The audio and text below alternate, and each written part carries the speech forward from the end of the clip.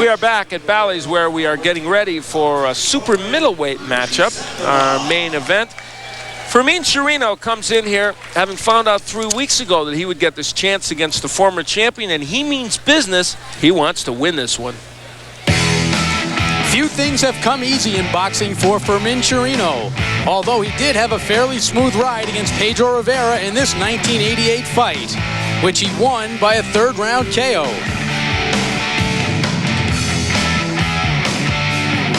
But more often, Chirino has found himself in the ring with the division's best.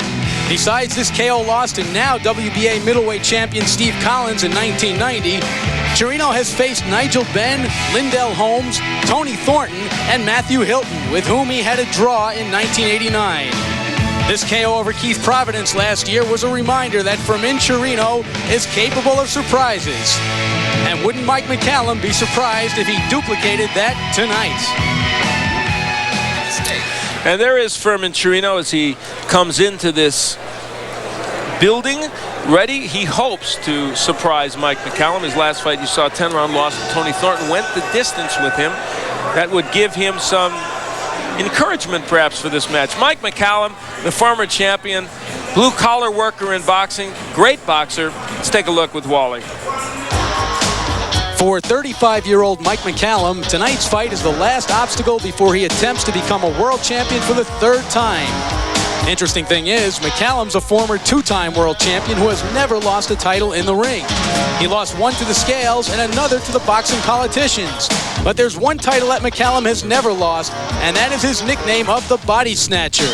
His fighting style is punctuated with body shots that set up this knockdown against Carlos Cruz. McCallum remains optimistic that he will become a world champion for the third time when he meets James Toney, with whom he drew last year in a rematch in August. He tuned up for that match with this knockout over Nicky Walker, but the Toney fight turned out to be a bitter disappointment for McCallum, who had to settle for a draw. Tonight he has to get past tough Fermin Chirino if he hopes to wipe out the sour taste left by the first Toney fight. Yeah, it was very disheartening because I trained very, very diligently for the fight, very hard, and I was very confident of winning that fight, and I think I won the fight, but you know, it was tough at the end to really give me the fight, and I'm very happy I went away with a draw. You know, it could have been worse, but you know, I just tell myself that's life, and we got to roll with the punches, you know, and it could have been worse, so we have a chance to do it again, so I'm looking forward to it. And his chance to do it again will depend on how well he performs tonight. How will he win this match? We turn to Wally for those keys to victory. Okay, what McCallum has to do is go back to being the body snatcher and use that great body punching that he used in just about all his fights except for the James Toney fight. And remember to use his left hook, another punch that he forgot to use against Toney. For Chirino, he's got to pressure McCallum because McCallum gets a little bit out of his game plan when somebody's right in his face, and he's got to use the left uppercut, which is his power punch. All right, we know we want pressure because there's an exclamation point after that. That means pressure. Let's go up to Michael Buffer. Ladies and gentlemen, Bob Arum's Top Rank Incorporated, in association with the undisputed king of beer, Budweiser, present the featured bout of the evening. This bout is sanctioned by the Nevada State Athletic Commission. The three judges assigned to this bout, scoring it on a 10-point must system, are Chuck Jampa, Dave Moretti, and Dalby Shirley. And now, ladies and gentlemen, from Bally's Casino Resort here in Las Vegas, Nevada, let's get ready to rumble! 10 rounds of boxing. This is in the super middleweight division. The referee for this bout is Carlos Padilla. Introducing first, fighting out of the red corner, wearing the red trunks with white trim and weighing in at 167 pounds.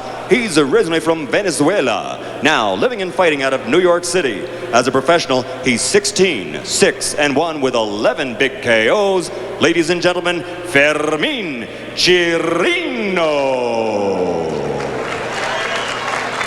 And across the ring, fighting out of the blue corner, his opponent wearing the black trunks with white trim, weighing in at 167 pounds also. He's originally from Jamaica, but now fights out of the Big Apple, New York City also. His professional record, 42 victories, 34 KOs, only one defeat, one draw. Ladies and gentlemen, he's a two-time champion of the world, Mike the Body Snatcher McCallum. Okay.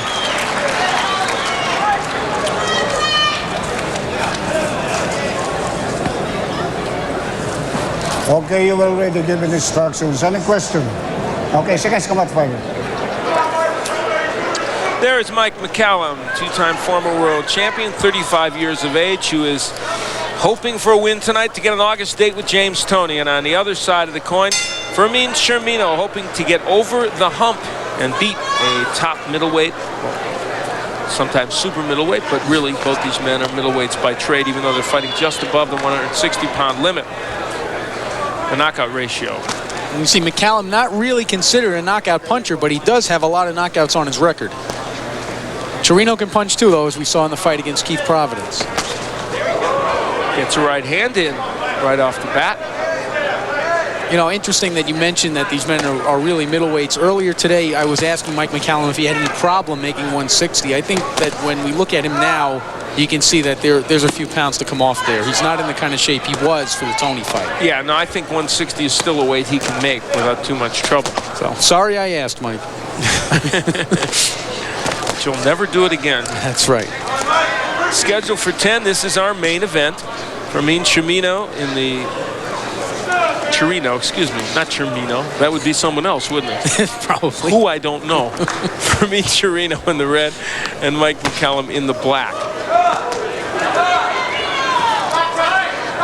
You know, an impression that I was left with in the closing seconds of the Toney fight was that even though it was a close fight, it was a very tough fight for Mike McCallum.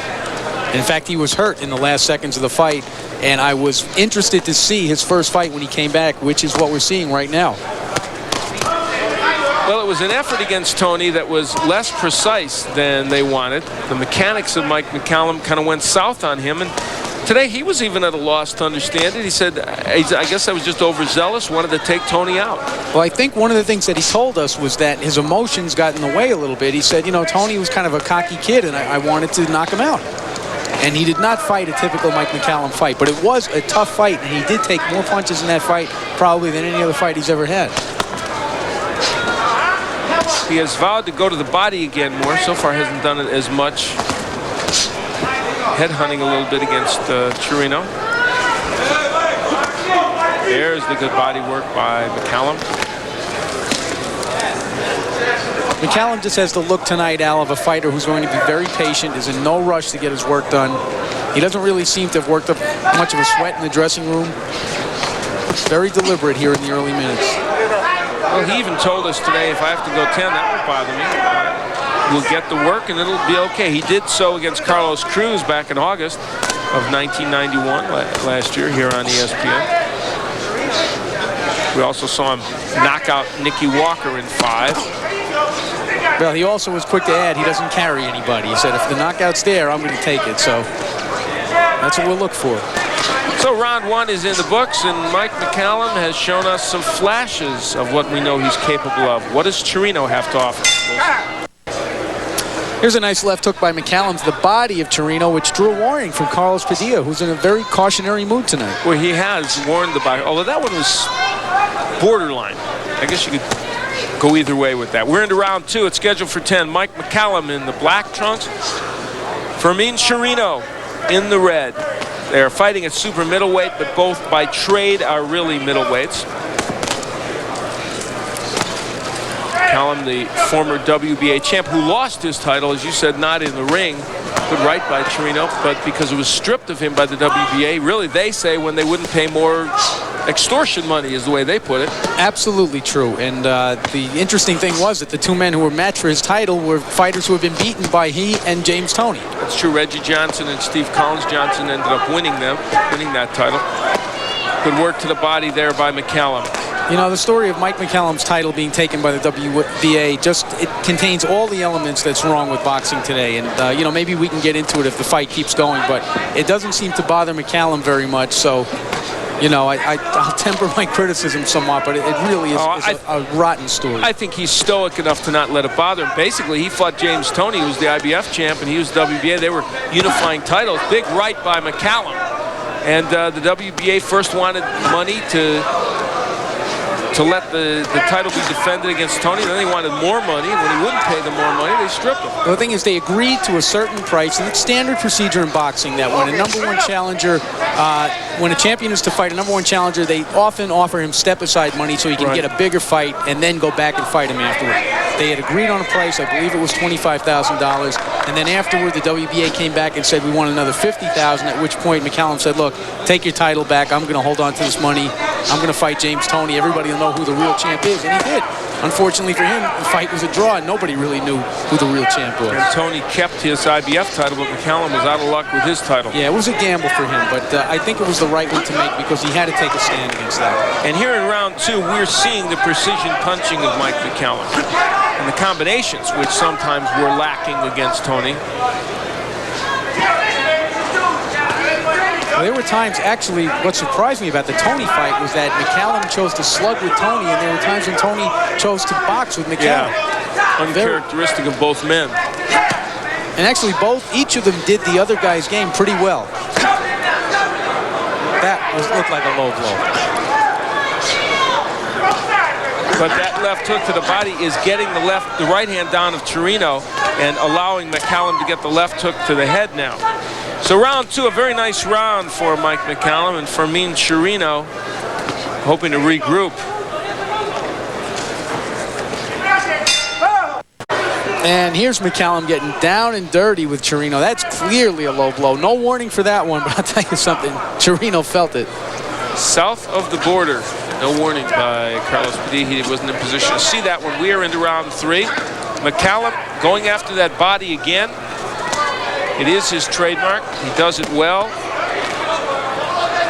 And he's really now starting to get into the flow of this fight. I thought he was a little flat in the first round, but now you can see McCallum more busy than Chirino, landing a better percentage of punches. Still not quite up to his vintage level, however.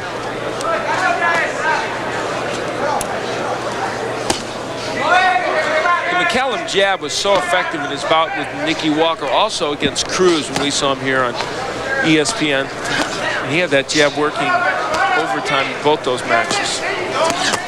McCallum is one of those fighters who can basically do whatever he wants on any given night, and he knows how to tailor what he does depending on how his opponent fights. Now, he didn't use the jab very much against Toney. Another warning for a low blow. He is doubling with the left hook, though, McCallum.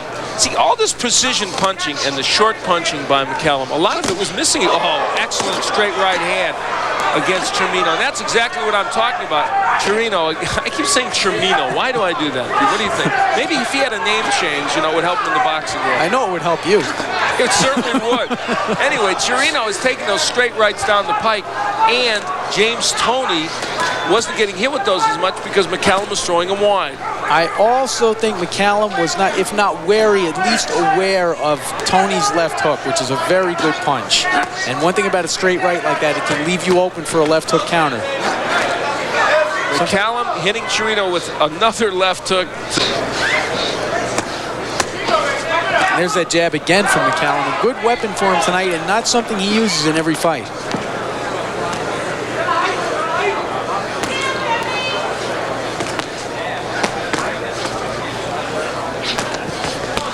There's the hook again by McCallum.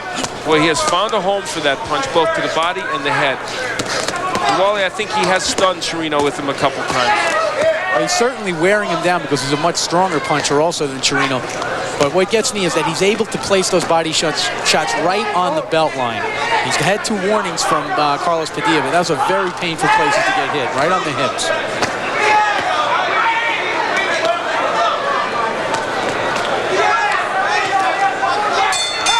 Good right hand by Mike McCallum. Punctuates what was an excellent round for him. And he continues to forge ahead here. Get anything set. Keep working behind that jab.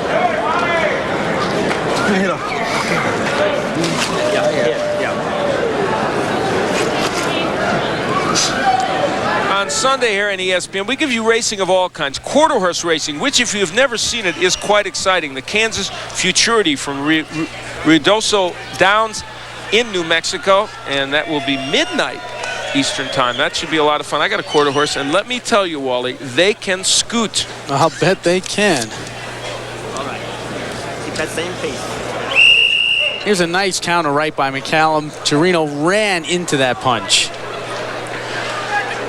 The right straight up the gut. I think, you know, Mike McCallum's punches have been a lot straighter in this bout than they were against Tony. Yes, they have. Thank you for agreeing. I do agree, but I think we disagree on the reason why. Oh, that's the only thing. all right. Well, hey, we can't agree on everything. We're in round 4. Why not? Well, most things anyway. It's round 4 scheduled for 10. And Mike McCallum looks like he wants to get out there and maybe end this fight in the next couple of rounds. He says he wouldn't mind a 10-round bout, but he's starting to load up with some power punches against Chirino. Well, clearly, to me, McCallum won all 3 of the first 3 rounds. I think Chirino's got to come up with something at this point because he really hasn't changed his approach at all, and the fight's just getting worse and worse as the rounds go on.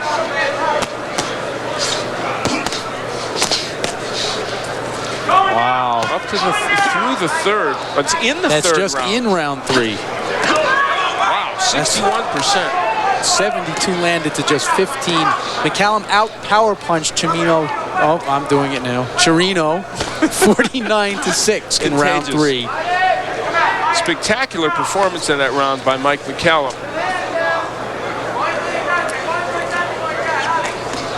Chirino needs to get some offense going, Wally. What is there anything that you see that you think might work for him? Well, you know, McCallum is such a tough nut to crack, and I mean that in terms of his defense. It's very hard to break through those gloves. I think that Chirino's got to pressure him. We go back to the keys. He's got to get closer to him because when he's that far away from him, he's right in McCallum's punching range. And I guess if you don't get Mike McCallum in wild exchanges and let him be a precision fighter, you're not going to be able to hit him. Right, and that also goes back to what we said before. McCallum's much more disciplined tonight than he was against Tony. The excitement of the matchup, maybe a little personal dislike between the two fighters leading up to the fight. For some reason, he was not as under control as he is here tonight. See, there's the part we agree on. Maybe we'd get to it. We agree on the important things. The key issues. Like the pronunciation of this man's name. We occasionally agree on that. Round 4. Less than a minute left to go. It's scheduled for 10. It's our main event. Mike McCallum in the black, Fermin Chirino in the red, and it has been the Mike McCallum show as he is hoping for an August 29th date against James Toney. I think we can safely say James Toney's probably out there peeking in along with his manager Jackie Cowan. Oh, I'm sure. I'm sure. Murphy Brown's not on tonight, is it? No. Okay. No, I don't think it's on opposite us. Thank God. Final seconds here of round 4. The jab of McCallum just keeps on landing, creating problems for Fermin Chirino. So round 4 winds to a conclusion, and Chirino is looking for answers. We head into round 5. Fermin Chirino comes out to meet Mike McCallum. It has been a bout that has been dominated by McCallum's body work and precision combination punching. Wow, that McCallum jab, really, that has been the punch of the fight so far. Also, you know, with some close competition from the left hook, but I think that he's landed more jabs than just about anything else he's thrown tonight. And with an occasional right hand thrown, another right hand to the body that may have strayed a little bit low. McCallum has been warned. I have to say, I'm a little surprised by Chirino. I think he's a little frustrated now. I think he even expected to be able to hit McCallum more than he has, but he hasn't really changed his approach very much through the first 5 rounds, and that surprises me a bit. Good left hook by Fermin Chirino. You know, I think Mike McCallum has gone through his whole career being a guy that everybody really thought they could beat, and almost nobody has. Right, he's like the pitcher. You sit in the dugout and you go, boy, you don't look so tough, and then you get up there. He's a very, very deceptive fighter. Has always won just about. Lost to Colin Bay in the middleweight championship match. Had a draw against James Toney. And other than that, it's all been wins. One of his most dramatic came here in this city against Donald Curry, which he retained his junior middleweight championship. I think it's safe to say probably his most spectacular win. 1987, Curry had him hurt and all but out in about the 3rd round, I guess. In the 5th round, he hit Donald with a huge left hook. And that was at a time when Donald Curry was still considered one of the top 5 fighters in the world. That's right, he'd lost to Lloyd Hunnigan, but was on his way back with some good performances. Here is McCallum performing well on the inside. Those punches, I think, really are starting to take their toll on Chirino. Now, he's not a one-punch knockout artist, but he is heavy-handed, and he gets a lot of leverage into each punch, especially the short ones on the inside. Something I wanted to say about the Curry fight, now that's back in 1987. Back then, people were saying that perhaps Mike McCallum was too old. Yeah, good point. We are now into 1992. And Donald Curry is retired, happily. And managing Skipper Kelp, who we mentioned earlier, managing many of his business enterprises.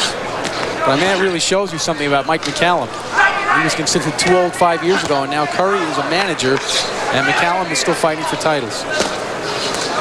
What Mike McCallum's doing now, they're pushing some of his punches a little bit. I don't know if it's fatigue or just... Well, I don't think this is his best weight either. No, but he's landing some excellent uppercuts. And Chirino hanging on, may well be hurt. Yes, I think he is. This may be just a battle of attrition, which Chirino is losing badly right now.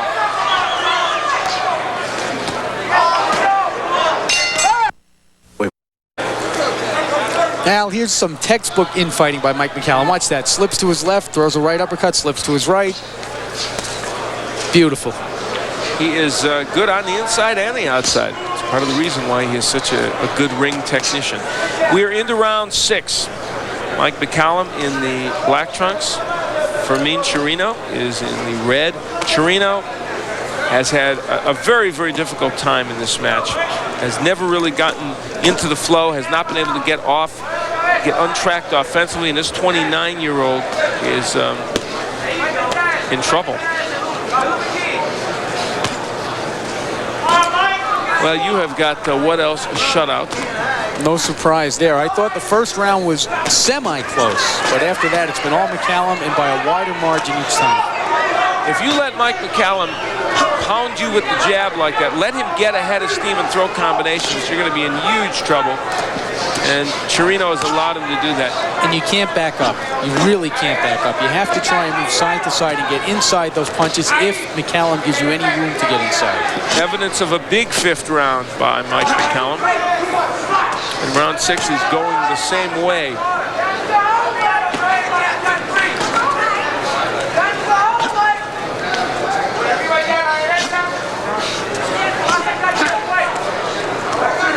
And you talked about backing up against McCallum. One of the reasons you can't do that is because look how he picks his shots so carefully.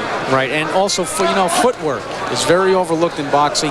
He always knows when to advance behind his punches. He's always coming forward, even though he's not considered, a whirlwind or a terribly aggressive fighter like a Mike Tyson or somebody. He's always moving forward subtly. The funny thing is no one would say that Mike McCallum is the quickest boxer on his feet around, but it's the appropriate movement. It's like a good base runner doesn't have to be fast, does he? It just has to be a real clever base runner. Right, smart.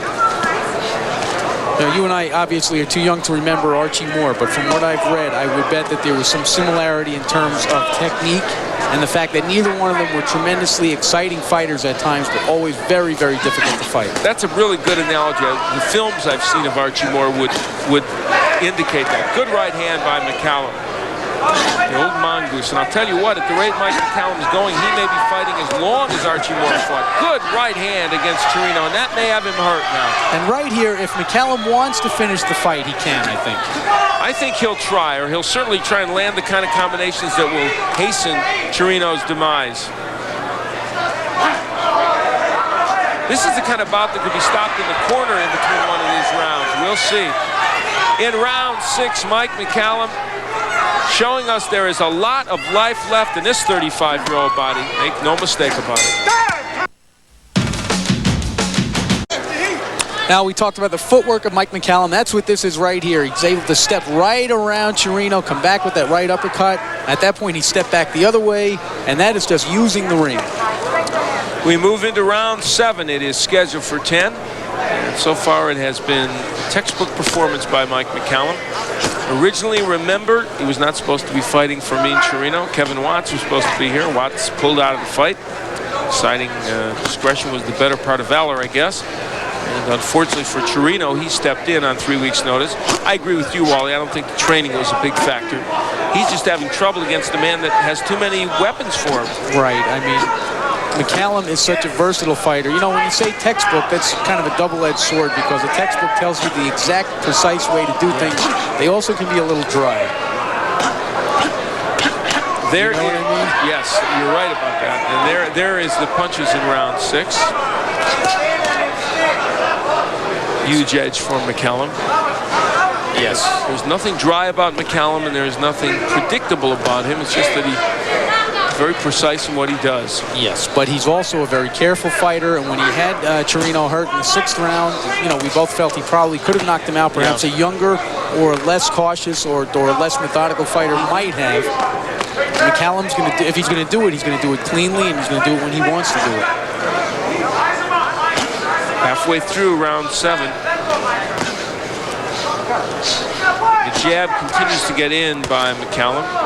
Offensively, Chirino has just been a non-factor.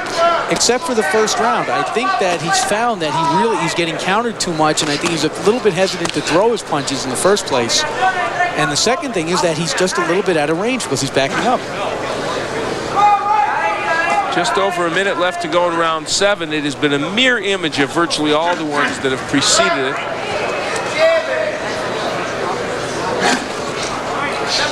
Now, one thing we have to say about Mike McCallum, this is a man who has run his career exactly the way he wanted to. Made his own moves, you know, told the WBA, you know, what they could do with their title belt when he wanted to. He fights the way he wants to. He's been encouraged to be more exciting. This is the way he fights, and I tell you, it's been good in 42 out of 44 fights. And Eddie Futch in his corner is a man he listens to and has great respect for. You can feel the love and respect between these two men. Under a half minute left to go in round 7. And Fermin Chirino has not gotten his wake-up call yet, and boy, I don't know if it's coming.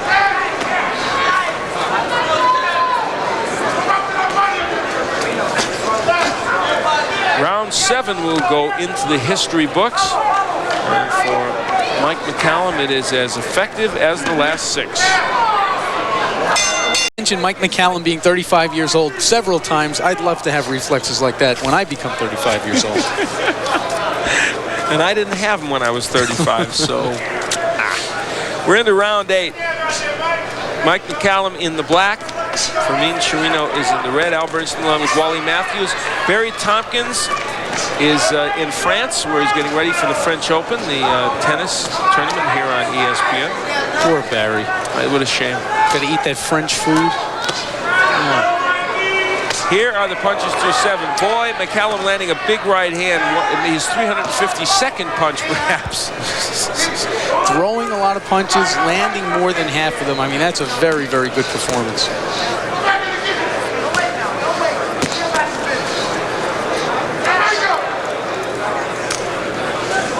He's just having a good time in there tonight, Al. Right after the 7th round, he came back and winked to his corner and raised a fist as if to say, you know, this is great. He's really enjoying himself, which I don't think he did very much of in the Tony fight. Had his moments there, to be sure. It ended up a draw that, in truth, many people thought could have gone to Tony. Tony's had some very close decisions that some thought he lost, but in that case, it was one he won. Well, let's talk for a moment about, as we watch this one unfold, McCallum, Tony 2, set for August 29th. If McCallum wins this, which it looks like it is, what about it? Can McCallum take a step up? And is the Tony bandwagon, which has slowed a little bit, is that toward an end? Well, I'll tell you, first of all, let me say that I was one of the people who thought Tony won the fight, and I thought it came down to the final round, which I thought was clearly Tony's. Otherwise, I thought it was a nip-and-tuck fight all the way. I think McCallum can improve off it because if he fights a disciplined fight like this one, you know, Tony has not looked very good since that fight. He's had trouble making the weight. There was a big right hand by McCallum. McCallum is now hurting Chirino, wanting to perhaps get him out of there. And this might be the round in which he would do it. There's swelling around both eyes. The doctors might take a look in between rounds. If they don't think about it during the round, McCallum is just ripping him to the body and the head. Oh, those were terrific body shots. A lot of leverage by McCallum. And right on the waistband. This is more one-sided than I even imagined this match would be, Wally. I really thought Chirino would be able to give him a little bit better go. I thought he would too, but that just shows you where McCallum is in relation to the other people that Chirino has done well with. You know, it's almost a who's who of the division. Matthew Hilton, Stevie Collins, Nigel Benn, Michael Watson, who was a KO victim by McCallum a few years ago. Of course, other than Ben, who knocked him out early, he did have his moments. Let's see what Padilla is doing. He's going to retape the glove. Stay there. Okay, that's a break for Fermin Chirino. He was confident today, and his people were confident. They said, we don't know, this might turn out to be the easiest fight he has ever had. Well, it hasn't been that. Huh? You know, he came here to fight, no? Yeah, I know, but you know, he came to fight. He's getting beaten. Okay. He came to fight. Okay. Well, you heard that little debate in the corner. Carlos Padilla says, does your guy want to fight? And his cornerman said he came here to fight. Well, he has, but unfortunately not effectively, and he is taking a bit of a beating. And he was giving Chirino a way out of the fight right there if he wanted it. Well, round 8 is history, and so is Fermin Chirino's chances for victory, I think. Like new blue jeans and old memories, some things were made to... Scalpel takes out a chisel, and you can see him really bang Chirino here with the right hand. And that left eye is almost closed. And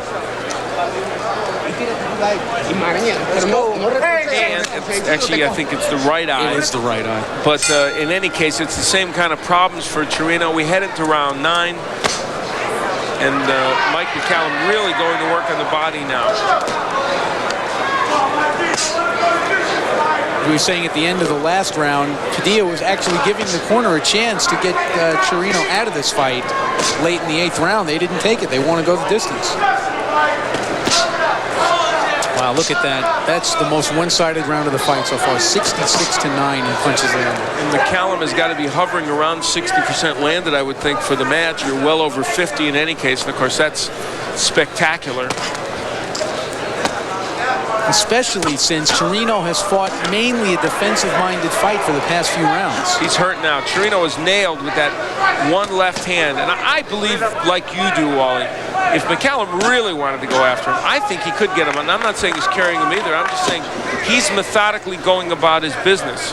Right, and he doesn't mind, as he told us today, getting the 10 rounds in. This is going to be his last fight before the Tony fight. It's the only fight he's had since the first Tony fight, and the only one he will have before they fight again. What other 35-year-old would tell you they want 10 rounds in boxing? The only one I can think of is a guy like Harold Brazier. Right, or a 35-year-old who's just gone 10 rounds. That's true. And is asked why he didn't score a knockout. Well, that's true. But I think in this case, McCallum probably really doesn't mind doing it. Oh, Chirino now stunned. Okay.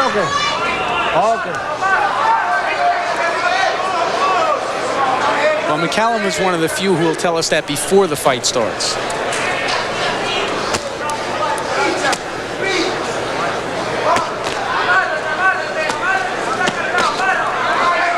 Chirino's face is just a mess now. He is getting hit to the body with some huge shots, and he's not been able to counterpunch at all, allowing McCallum just free reign.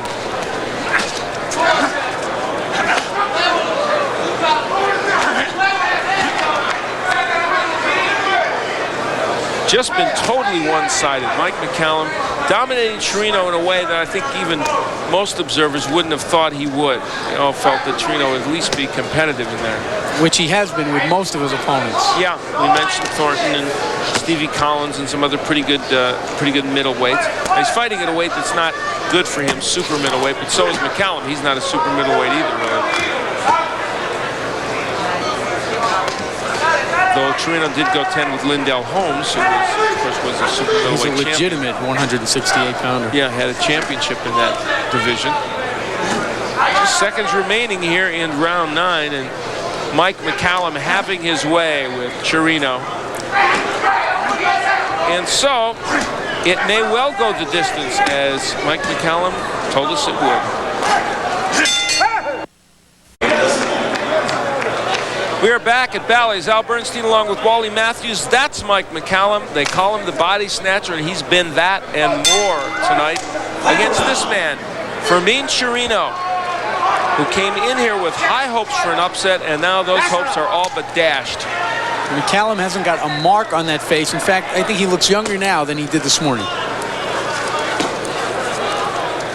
We would like to remind you that baseball tonight is coming up next. As soon as we leave the air, you'll get all the latest information in baseball. There was a right hand from Mike McCallum that was a home run, if you will. Wow. Or as I've been known to say on occasion, whoa mama. That's a big divergence in punches. Yes, that pretty much tells the story. McCallum has landed almost as many punches as Chirino has thrown.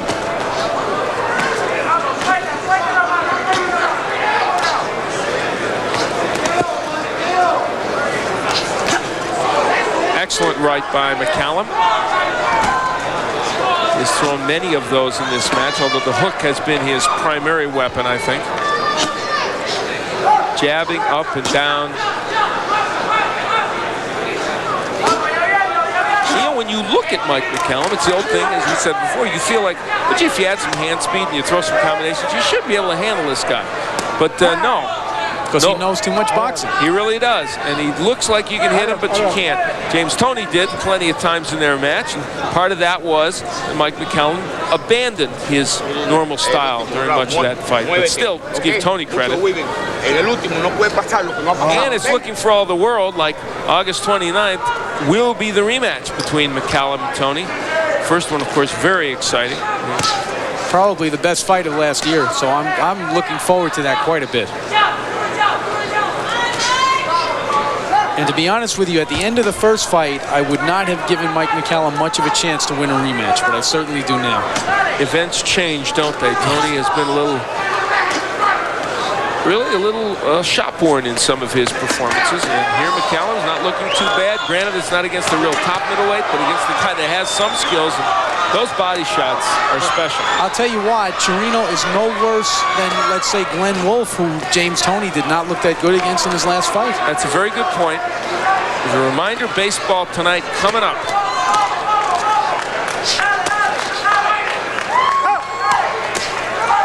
Under a minute left to go in round 10, and now all of a sudden, Chirino makes some noise with a couple of good shots. Well, you got to say, he's fought with a lot of pride, even though he has not taken a lot of chances in this fight. He's never looked like he was going to quit. And right here, you know, he wants to finish up strong. He has tried. Unfortunately, he has just been unable to get off offensively, not able to really do the job the way he wanted to. McCallum. One thing you have to like here, Wally, whatever you want to say, here's this 35-year-old who's probably going to throw as many punches in this last round as maybe he did in the third or fourth or fifth or even maybe the first. He is just throwing a lot of punches. He's kept up a very high level after a first round where I thought he was going to be a little flat. He wound up finishing up very strongly. It is over. They've gone 10. And if they don't score a shutout from Mike McCallum, somebody is not paying attention. But following us tonight, baseball tonight, that terrible crash of the Angels, the California Angels bus. Thank God there were no more serious injuries than the ones suffered by Buck Rogers. Look at Mike Bordick and Nolan Ryan versus George Brett. And Gary Miller and Ray Knight will be on hand to tell you everything you need to know about the baseball world. Really disappointing for that young man. Chirino just didn't have a real good shot. And I think Michael Buffer is ready. Let's go up to Michael now. Ladies and gentlemen, we go to the scorecards. Chuck Jampa scores the bout 99-91. Dave Moretti and Dobby Shirley both have it 100-90 for the winner by unanimous decision. The body snatcher, Mike McCallum. So Mike McCallum wins and sets up that August 29th rematch with James Toney. For Wally Matthews, I'm Al Bernstein. We'll catch you next time on Top Rank Boxing.